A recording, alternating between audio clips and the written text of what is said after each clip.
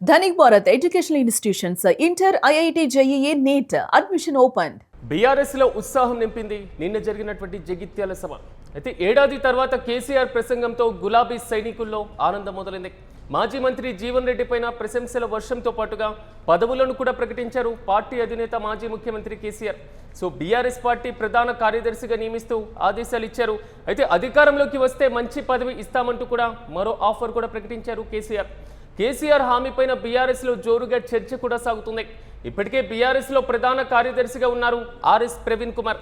నాడు బీఆర్ఎస్ లో చేరిన వెంటనే ఆర్ఎస్ ప్రవీణ్ కు పదవి ఇచ్చారు కేసీఆర్. నేడు జీవన్ రెడ్డి చేరికతో కూడా పార్టీ ప్రధాన కార్యదర్శి పదవిస్తే ఆర్ఎస్ ప్రవీణ్ కుమార్ పరిస్థితి ఏంటి అన్న చర్చ తెలంగాణ రాజకీయాల్లో జోరుగా సాగుతుంది. మొత్తం మీద ఆర్ఎస్ ప్రవీణ్ కు ఎలాంటి పదవి ఇస్తారని అనుచరుల్లో కూడా ఉత్కంఠ మొదలైంది. ఈ నేపథ్యంలో మాజీ మంత్రి జీవన్ రెడ్డి చేరికతో మాత్రం మాజీ ముఖ్యమంత్రి కేసీఆర్ రెండు ప్రధానమైనటువంటి హామీలను జీవన్ రెడ్డికి ఇచ్చినటువంటి సందర్భాన్ని మనం చూసాం. ఒకటి, పార్టీ పరంగా ప్రధాన కార్యదర్శి పదవితో పాటుగా భవిష్యత్తులో అధికారంలోకి వచ్చిన తర్వాత మంత్రి పదవి లాంటి కీలకమైనటువంటి పదవి ఇస్తామంటూ కూడా ఆయన ప్రకటించినటువంటి తీరు చూస్తుండే మాజీ మంత్రి జీవన్ రెడ్డికి పార్టీలో ఇస్తున్నటువంటి ప్రాధాన్యత చాలా స్పష్టంగా అర్థమవుతుంది. ఈ నేపథ్యంలో ఇప్పటికే ప్రధాన కార్యదర్శిగా ఉన్నటువంటి ఆర్ఎస్ ప్రవీణ్ కుమార్ పరిస్థితి ఏంటి అన్న దానిపైన మాత్రం జోరుగా చర్చ కూడా సాగుతుంది. ఇంతకీ నిన్న జరిగినటువంటి సభలో కేసీఆర్ ఏమన్నారో ఓసారి చూద్దాం.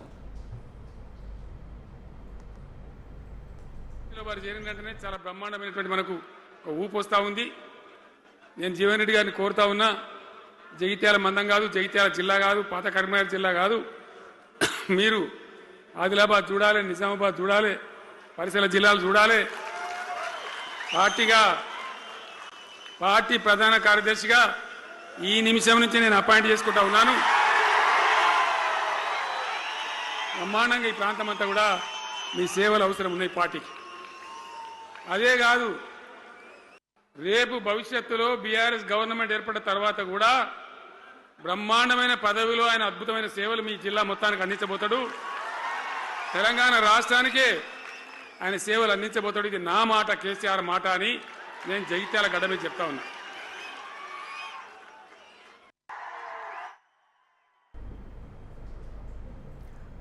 సో జగిత్యాలలో జరిగినటువంటి సభలో మాజీ ముఖ్యమంత్రి కేసీఆర్ వ్యాఖ్యానించినటువంటి తీరిది. సో మరోవైపు జీవన్ రెడ్డికి అత్యధికంగా ప్రాధాన్యత ఇస్తాం, భవిష్యత్తులో కూడా కీలకమైనటువంటి పదవి ఇస్తామంటూనే ఆయన హామీ ఇచ్చినటువంటి పరిస్థితి.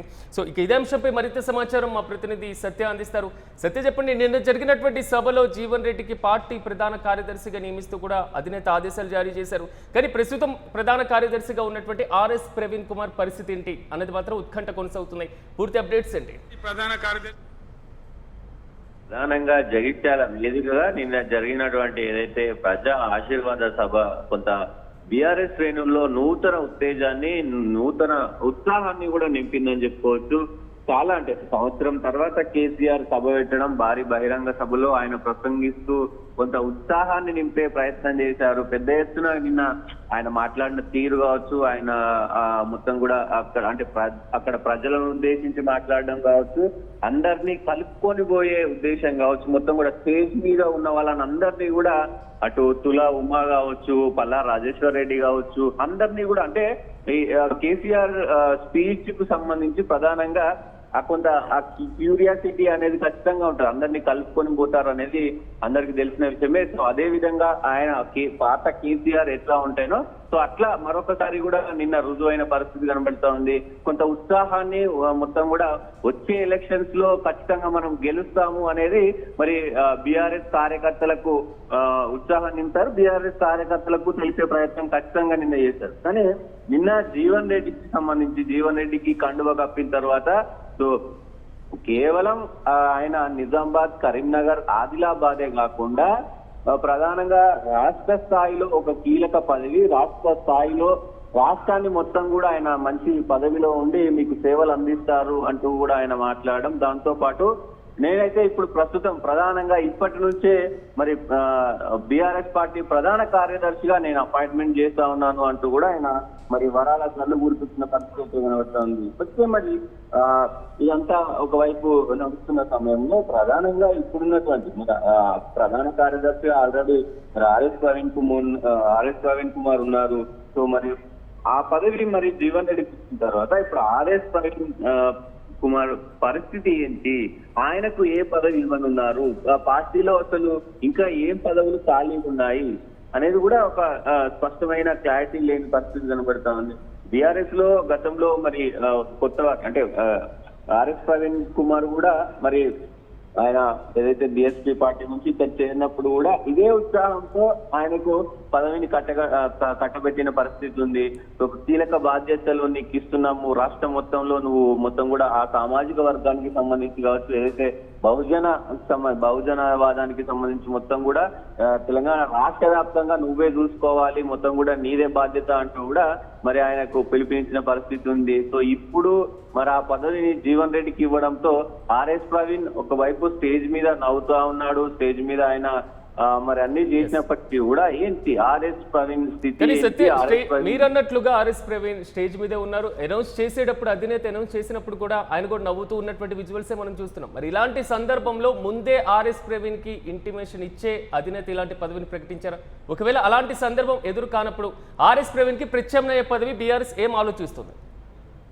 డెఫినెట్ గా ప్రధానంగా మరి ఆర్ఎస్ ప్రవీణ్ కి ఇప్పుడు ఏ పదవి కట్టబెడతారనేది చూడాల్సిన అవసరం ఉంది. నిజంగా మరి అక్కడ ముందు చెప్పారా లేదా అనేది కూడా ఒక స్పష్టత రావాల్సిన అవసరం ఉంది. ఆర్ఎస్ ప్రవీణ్ కి ముందే చెప్పారా లేదంటే జీవన్ రెడ్డికి కూడా ముందే, ఎందుకంటే ఎన్నికల ఏదైతే చేరిక సమయానికి ముందే మరి కలిసి మాట్లాడారు కాబట్టి ఖచ్చితంగా మరి చెప్పి ఉంటారు అనేది ఒక చర్చ జరుగుతుంది. సో లేదంటే మరి కేసీఆర్ కూడా కొన్ని హఠాత్ నిర్ణయాలు తీసుకుంటారు. ప్రధానంగా మనం గతంలో కూడా చూస్తాం, ఏ నిర్ణయం అయినా ఆయన స్టేజ్ మీదనే మరి ఆయనకు అప్పుడు ఆ నిమిషానికి ఏదనిపిస్తే అది మాట్లాడడం ఆయనకు వెన్నెతొప్పు పెట్టినటువంటి విద్య కాబట్టి సో మరి నిజంగా ఆ స్టేజ్ పైన మరి ఆయన తీసుకున్నటువంటి, ఎందుకంటే టీఆర్ఎస్ బాస్ ఆయననే కాబట్టి ఆయన ఏ నిర్ణయం తీసుకున్నా అది మరి ఆచరించాల్సి ఉంటది కాబట్టి ఆయన సొంతంగా అక్కడ స్టేజ్ మీద నిర్ణయం తీసుకున్నారా లేకపోతే ముందుగానే మరి ఆ పార్టీలో చర్చించి మరి ఆ పదవి ఆయనకి ఇచ్చారా, లేదంటే ఆర్ఎస్ ప్రవీణ్ కి చెప్పి వేరే పదవి ఏదైనా మరి సెక్రటరీ ఇస్తారా లేకపోతే ఇంకో పదవిని క్రియేట్ చేస్తారా ఏంటి అనేది కూడా చూడాల్సిన అవసరం అయితే ఉంది.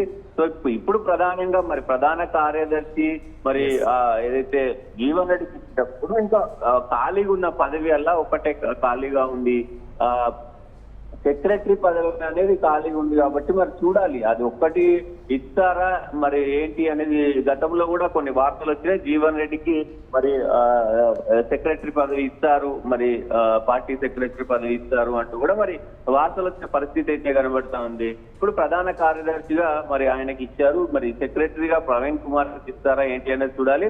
ఇక్కడ ఇంకొక విషయం ఏంటంటే సిరాజ్, సెక్రటరీ పదవి ఇచ్చిన వాళ్ళు అందరూ కూడా ఫెయిల్ అయిన పరిస్థితి కనబడుతుంది. బీఆర్ఎస్ లో ఖచ్చితంగా ఆ సెక్రటరీ పదవి ఎవరైతే అనుభవిస్తారో వాళ్ళందరూ కూడా పార్టీని వదిలిపోయిన పరిస్థితులు కూడా మరి ఖచ్చితంగా బీఆర్ఎస్ పార్టీలో ఉన్నాయి. చూడాలి ఏంటి అసలు ఆర్ఎస్ ప్రవీణ్ పరిస్థితి ఏంటి, ఆర్ఎస్ ప్రవీణ్ మరి స్థితిగతులు బీఆర్ఎస్ పార్టీలో ఏంటి, ఆయనకి ఏ పదవి ఇచ్చి మరి ఆయనను సంతృప్తి పరుస్తారు. ఎందుకంటే ఆయన కొంత చాలా హోప్స్ తో వచ్చిన పరిస్థితి కనబడతా ఉంది. రాష్ట్ర వ్యాప్తంగా ఆయనకున్న చరిష్మా వేరు, ఎందుకంటే బీఎస్పీ పార్టీలో ఉన్నప్పుడు పెద్ద ఎత్తున బహుజన వాదంతో బహుజన బిడ్డలంతా కూడా ఆయన వెంటుండి నడిచినారు కాబట్టి ఇప్పుడు కూడా మరి ఆ బీఆర్ఎస్ పార్టీలో చేరినప్పుడు కూడా ఆయనకు మొత్తం తెలంగాణ రాష్ట్ర వ్యాప్తంగా బహుజనులకు సంబంధించి నువ్వే చూసుకోవాలి, ప్రధాన కార్యదర్శిగా నీకు ఇస్తున్నామంటూ కూడా మరి చెప్పిన పరిస్థితి ఉంది. ఇప్పుడు ఆయన పరిస్థితి ఏంటి అనేది మరి ఇదైన పరిస్థితి కనబడతా ఉంది. చూడాలి ఏ విధంగా ఉండబోతుంది ఏంటి అనేది ప్రస్తుతం చర్చనీయాంశంగా మన పరిస్థితి ఉంది.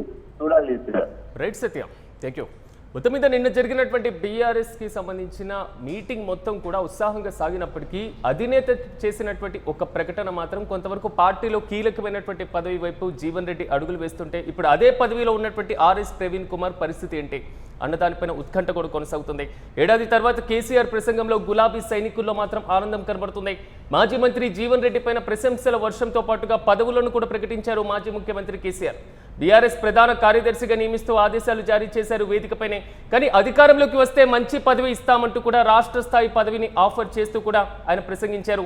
కేసీఆర్ హామీపైన బీఆర్ఎస్ లో జోరుగా చర్చ సాగుతుంది. ఇప్పటికే బీఆర్ఎస్ లో ప్రధాన కార్యదర్శిగా ఆర్ఎస్ ప్రవీణ్ కుమార్ ఉన్నారు. గతంలో ఆయన ఐపీఎస్ గా రాజీనామా చేయడం, బీఎస్పీ పార్టీలో చేరడం, సో అక్కడి నుంచి మళ్ళీ బీఆర్ఎస్ పార్టీలోకి వచ్చిన వెంటనే ప్రధాన కార్యదర్శి పదవిగా ఆయన నియమించినటువంటి పరిస్థితులు కూడా నాటి సందర్భాల్లో మనం చూసాం. కానీ నేడు జీవన్ రెడ్డి అదే పదవిలో కొనసాగనుండడం పైన, అదే పదవిలో నియమించబడడం పైన ఇప్పటికే పదవిలో ఉన్నటువంటి ఆర్ఎస్ ప్రవీణ్ కుమార్ పరిస్థితి ఏంటి అన్నది మాత్రం బీఆర్ఎస్ తో పాటుగా రాష్ట్ర వ్యాప్తంగా జోరుగా చర్చ సాగుతున్నాయి. ఇప్పుడు ఆర్ఎస్ ప్రవీణ్ కుమార్ కి ప్రత్యామ్నాయ పదవి వైపు బీఆర్ఎస్ పార్టీ అడుగులు వేస్తుందా, అలాంటి ఆలోచన చేస్తుందా? ఈ నేపథ్యంలో ఆర్ఎస్ ప్రవీణ్ కుమార్ తనకి తదుపరి వచ్చేటువంటి పదవి పైన ఎలాంటి నిర్ణయం తీసుకోబోతున్నారు అన్న దానిపైన కూడా ఉత్కంఠ కొనసాగే ఛాన్స్ ఉంటున్నాయి. ఈ నేపథ్యంలో ఇప్పుడు జీవన్ రెడ్డికి ప్రధాన కార్యదర్శి పదవిస్తే ఆర్ఎస్ ప్రవీణ్ కు ఎలాంటి పదవి ఇస్తారన్న దానిపైన ఉత్కంఠ కొనసాగుతున్నాయి. దళిత మరి ముఖ్యంగా బహుజన వర్గాలకి సంబంధించిన గలం విప్పడంలో కూడా ఆర్ఎస్ ప్రవీణ్ కుమార్ కీలకమైనటువంటి నేతగా ఉన్నారు. ఈ నేపథ్యంలో ఆయనకి సముచిత స్థానంలో పార్టీ ఏ విధంగా కల్పించబోతుంది అన్న దానిపైన ఉత్కంఠ కొనసాగుతుంది.